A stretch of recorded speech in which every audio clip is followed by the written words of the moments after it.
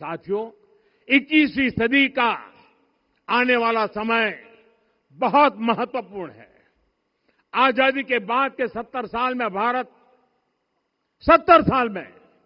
भारत विश्व की 11वीं सबसे बड़ी अर्थव्यवस्था बना। 70 साल में 11वीं। लेकिन पिछले 11 साल में ही भारत विश्व की 5वीं सबसे बड़ी अर्थव्यवस्था बन चुका है। और वो दिन दूर नहीं जब भारत विश्व की तीसरी सबसे बड़ी अर्थव्यवस्था भी बन जाएगा।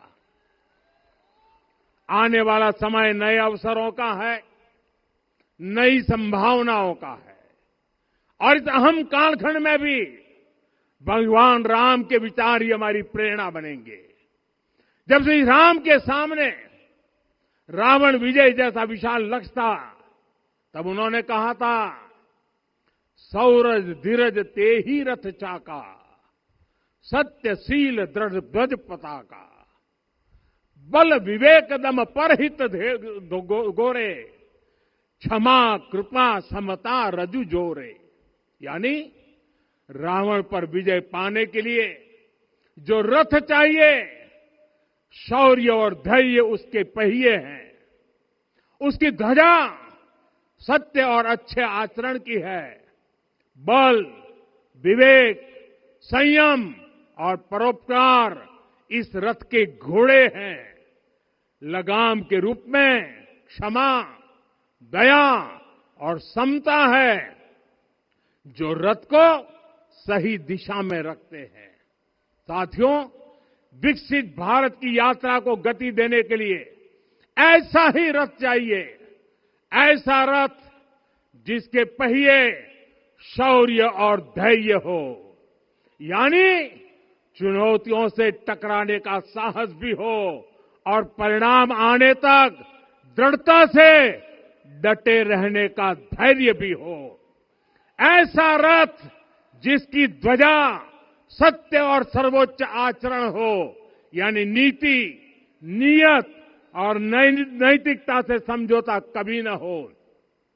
ऐसा रथ जिसके घोड़े बल विवेक संयम और परोपकार हो, यानी शक्ति भी हो, बुद्धि भी हो, अनुशासन भी हो और दूसरों के हित का भाव भी हो। ऐसा रथ जिसकी लगाम क्षमा करुणा और संभाव हो, यानी जहां सफलता का अहंकार नहीं और असफलता में भी दूसरों के प्रति सम्मान बना रहे।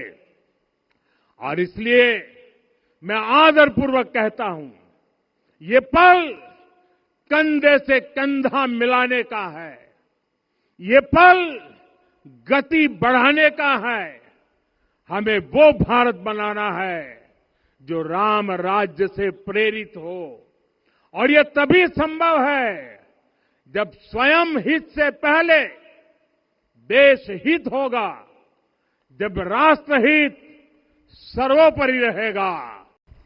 और इसलिए मैं कहता हूं, देश को आगे बढ़ना है तो अपनी विरासत पर गर्व करना होगा। साथियों, अपनी विरासत पर गर्व के साथ साथ एक और बात भी महत्वपूर्ण है, और वो है गुलामी की मानसिकता से पूरी तरह मुक्ति। आज से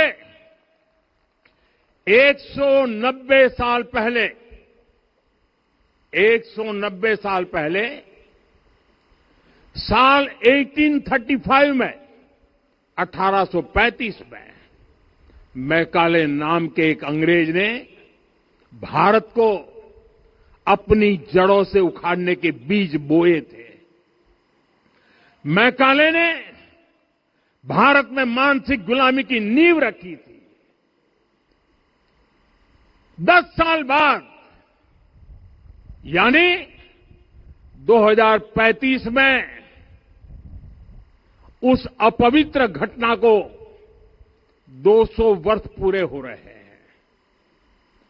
कुछ दिन पहले मैंने एक कार्यक्रम में आग्रह किया था कि हमें आने वाले 10 वर्षों तक उस 10 वर्षों का लक्ष्य लेकर चलना है कि भारत को गुलामी की मानसिकता से मुक्त करके रहेंगे।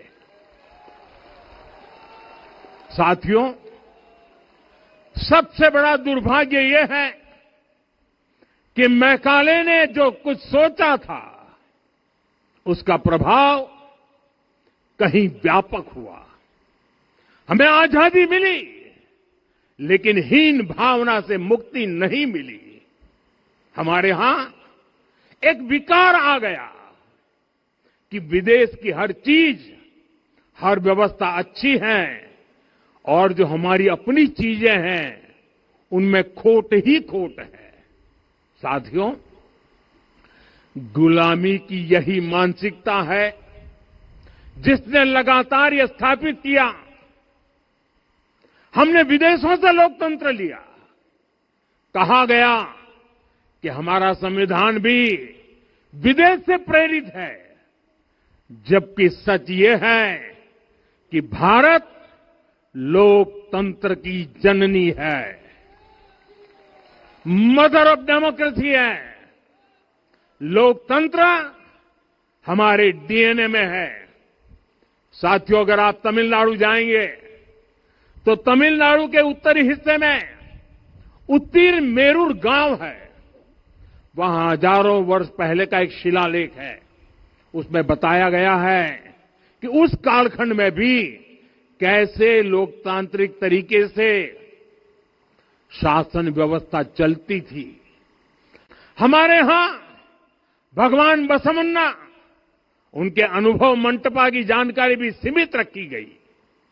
अनुभव मंटपा यानी जहां सामाजिक, धार्मिक और आर्थिक विषयों पर सार्वजनिक बहस होती थी, जहां सामूहिक सहमति से निर्णय लिए जाते थे। लेकिन गुलामी की मानसिकता के कारण इस भारत की कितनी ही पीढ़ियों को इस जानकारी से भी वंचित रखा गया। साथियों, हमारी व्यवस्था के हर कोने में गुलामी की इस मानसिकता ने डेरा डाला हुआ था। अब राम मंदिर पर फहराता यह केसरिया ध्वज धर्म का प्रतीक है, मर्यादा का प्रतीक है, सत्य, न्याय और राष्ट्र धर्म का भी प्रतीक है। हमारी खबरों से जुड़े रहने के लिए हमारे चैनल को सब्सक्राइब करें और बेल आइकन को दबाएं ताकि खबर की नोटिफिकेशन आपको मिलती रहे।